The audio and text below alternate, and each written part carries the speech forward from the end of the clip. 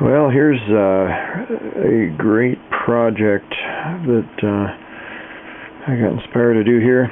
That's a whole grill cloth off of a organ, but I think it looks kind of cool, and we'll put a panel on here with a laser cut. I think my friend with a laser burner do that, or my cousin.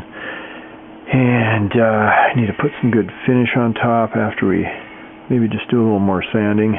This is oak, thick, inch-thick oak wood. But what we have here is the old electromagnetic speaker from a Sparton 770 radio. The original power tubes, or at least what was in it, RCA power tubes there, a 6F6, and the 5Y3 rectifier.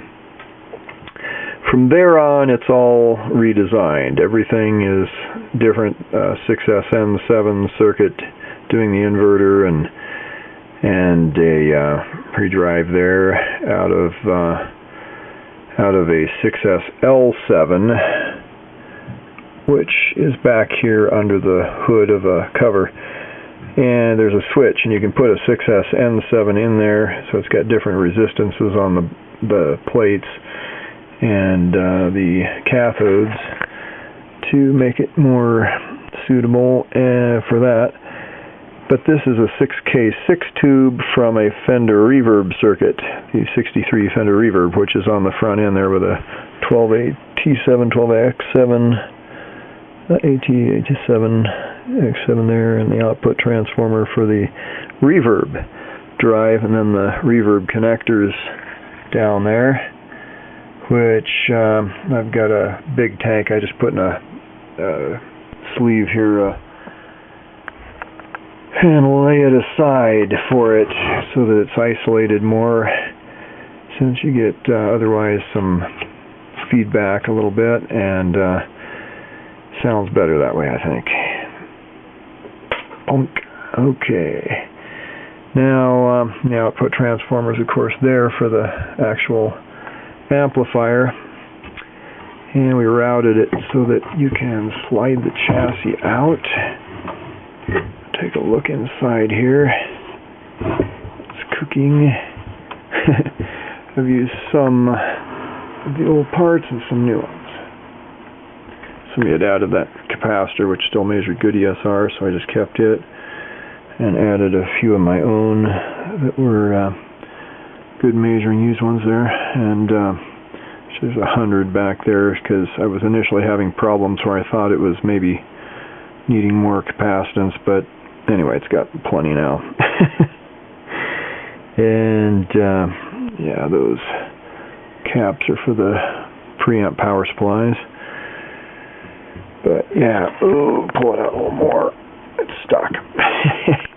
Oh well, I guess that's all right. You see basically everything, I think. Yep. And some good plenums there. Just realized the ground was bad on that. I finally tied that over, and that was my last problem that I got rid of, I think. So my guitarist played about an hour through this the other day and just was having a good old time. It really has a nice character. I'm very pleased with it. Well, and so on the front we've got a gain, a master, a tone, and a gain. So there's 3 controls for that, and then the 3 Fender reverb controls. And I've got a spare socket left over, and I could put a tremolo or something in there. I'm thinking about it right there, and I just left a random capacitor there that isn't hooked to anything from the radio. I tore everything out of the radio except that, pretty much. It was full of stuff that had to be pulled out, including a couple cans sticking down the RF stuff for it. Fixed another radio up. Bill found me that actually had a decent cabinet. This one, the cabinet was thrashed. It was gone. But this guy had a break right here. This was all broken out. I put in some walnut there. Not bad, huh? Can't hardly tell. It's got the magic eye thing, and the Magic Eye was broken, of course. It's a 6U5, which is a horrendously unreliable tube. Or your mind is going to struggle against them. You can reprogram aspects of your self-image. The time to use that for falling asleep at night, and just as you're waking up in the morning. That is a state of consciousness, sometimes called. But the gain needs to be changed. It shouldn't be glowing all the time, and it glows all the time. Because that is just as a 6E4, is it? Anyway, it's one that's compatible pin-wise, but it doesn't have quite the same characteristics. But not quite as powerful radio, but this one sounds real good, and this one sounds great for guitar, though. Glad we converted it, and get a front panel for that, and put some good finish. I'm thinking of using this stuff. Blonding Wood Sealer from Monsanto. We don't think highly of Monsanto these days, but back then they had some decent chemists that made things like that, I guess, and I'll put that on and keep with the vintage feel. This radio was actually made in 1940, the Sparton 770, and I found it by putting, I mean, there's so many radios. There's nostalgiair.org. Get this box out here. Help.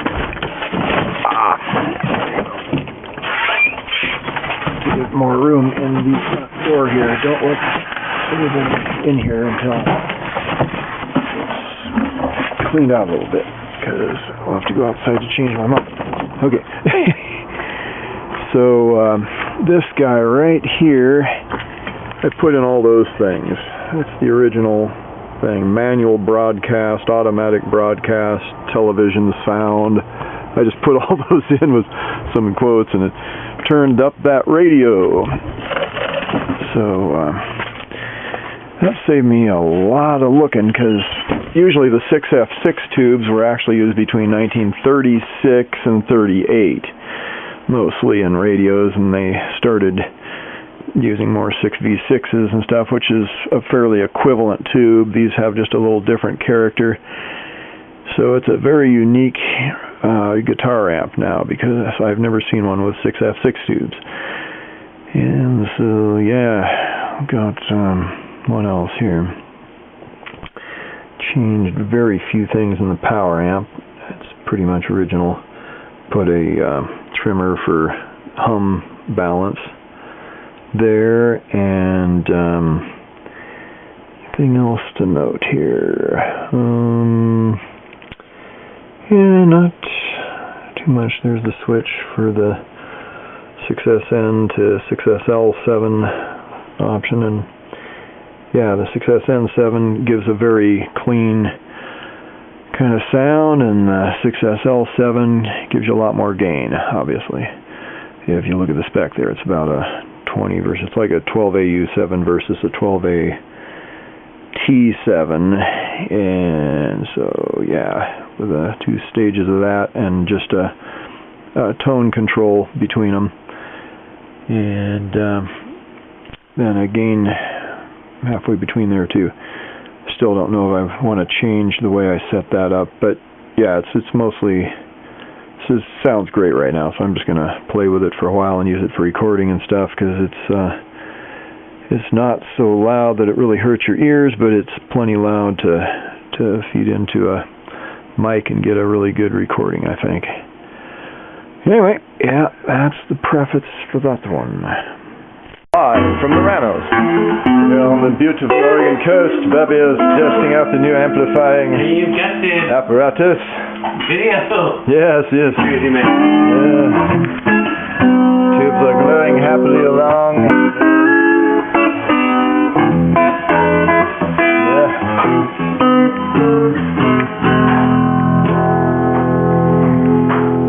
A nice little wind, Bob. Oh, it does, yeah.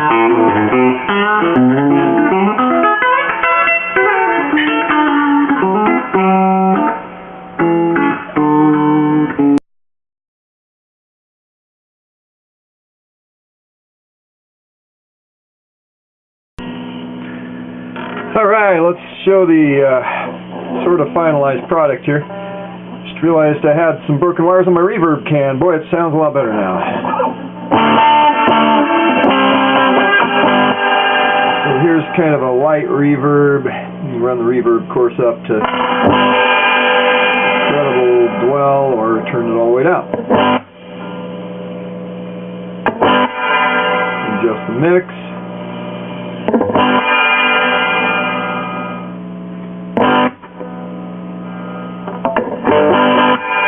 And you can adjust the tone.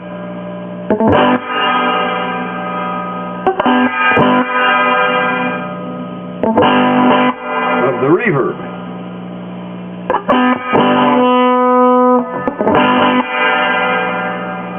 Gain. Coming into the final stage, I've got to adjust the gain. It really doesn't have a lot of benefit. I leave the gain up most of the time on it right now.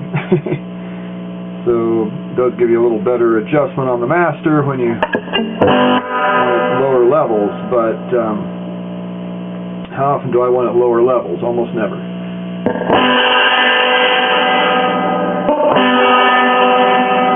Anyway, a lot of possible reverb configurations.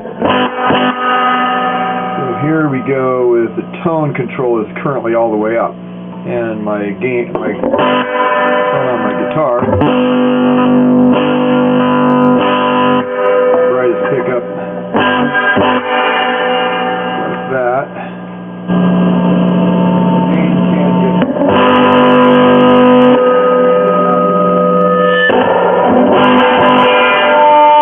anyway, I've got a lot of gain here.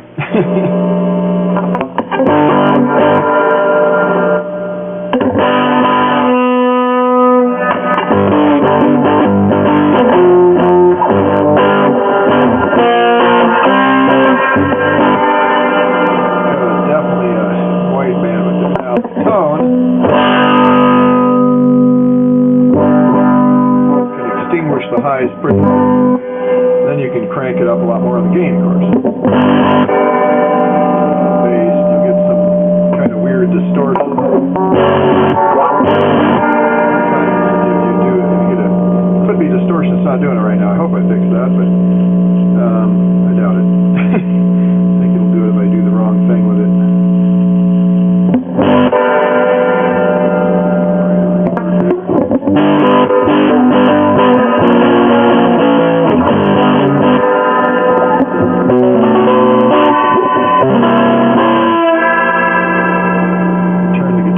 Dark.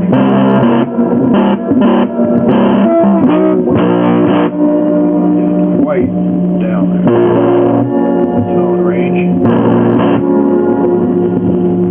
Anyway, very flexible. Crank it all the way up here with a tone really dark. There's the weird distortion.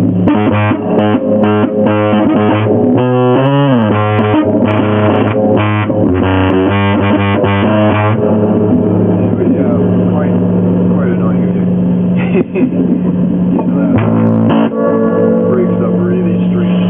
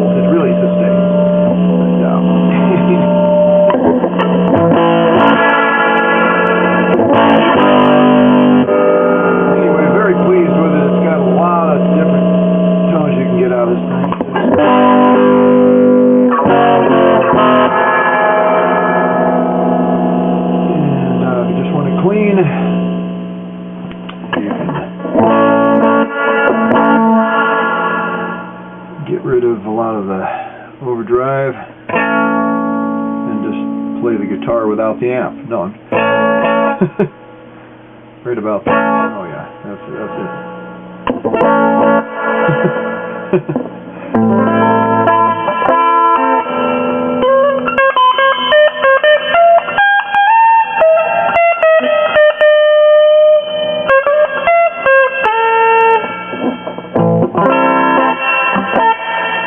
It's nice practice amp level, clean. Otherwise it gets kind of grungy when you get up louder. Feedback